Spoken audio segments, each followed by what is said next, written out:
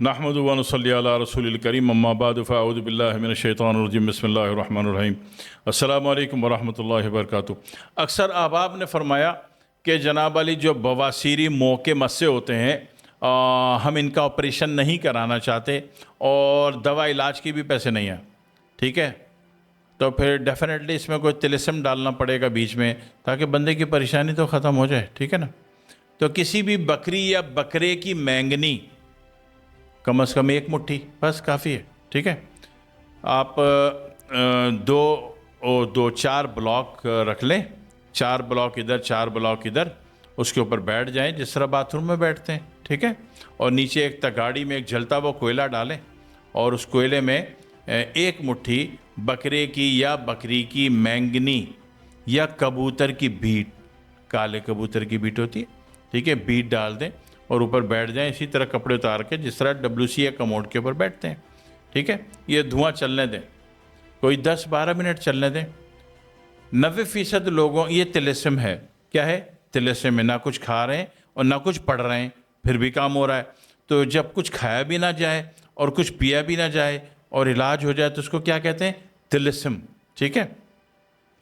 تو اس میں کیا ہوگا کہ 90% لوگوں کا علاج تو پہلے ہی دن ہی ہو جائے گا، دوسرے دن وہ کہیں گے یار ضرورت ہی محسوس نہیں ہو رہی، تیسرے دن کہیں گے کہ یار وہ تو غائب ہو گیا، ٹھیک ہے۔ اور 10% آبادی بچی تو جن کے معاملات تھوڑے سے ڈھیٹ ہوتے ہیں تو وہ 3 دن یہ عمل کر لیں، کسی بھی ٹائم، مرضی صبح کر لیں، دوپہر کر لیں، شام کریں، رات کریں، کسی بھی ٹائم کر لیں،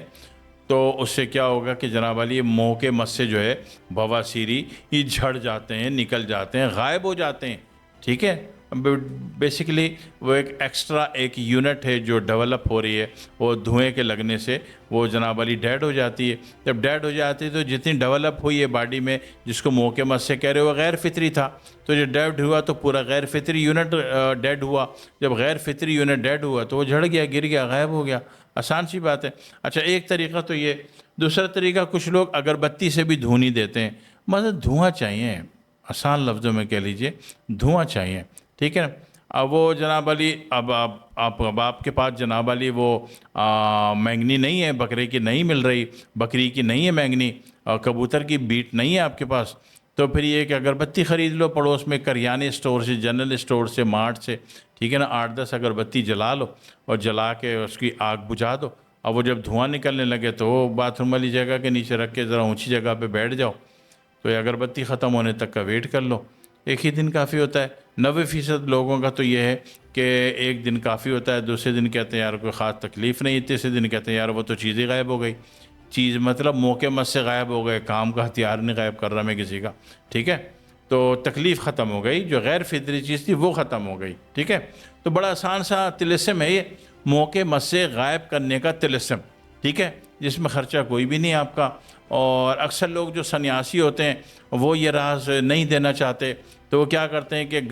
بکرے کی یا بکری کی مینگنیوں کو پیس کر پاؤڈر بنا کے وہ اتنی بڑی پڑیا پکڑا دیتے ہیں کہ بیٹا یہ 1100 روپے اس کا ہدیہ ہے اور جناب علی 125 125 روپے اس کا نذرانہ ہے، اور یہ آپ نے جناب علی کوئلہ چلانا ہے، اوپر بیٹھنا ہے اور اس میں اس کی ایک بڑی چٹکی لے کے چھڑکنی ہے اور اس کا دھواں لینا ہے وہ بھی بکرے یا بکری کی پسی ہوئی مینگنی، کوئی خاص دوا شوا نہیں ہوتی، وہ جنگلوں میں ویسے بھی مل جاتی ہے، تو آپ بھی اس کا کاروبار کر سکتے ہیں، مینگنی بیچنے کا، دنیا اصلہ بیچ رہی ہے، آپ مینگنی بیچ لو، ٹھیک ہے نا، حلال کا کاروبار ہے نا، کسی کی تکلیف تو ختم کر رہے ہو نا آپ، ٹھیک ہے جی، کسی کو فائدہ تو پہنچا رہے ہو، کسی کو مصیبت سے تو نکال رہے ہو، ٹھیک ہے۔ تو اس کو جو ہے منہ کے مس سے ختم کرنے کا طلسم کہتے ہیں، بڑا آسان سا ہے، کوئی مشکل تو ہے نہیں، کر لیجئے گا، اپنا بھی فائدہ کر سکتے ہیں، دوسروں کا بھی بھلا کر سکتے ہیں۔ پھر دعا میں یاد رکھیے گا۔ والسلام علیکم ورحمۃ اللہ وبرکاتہ۔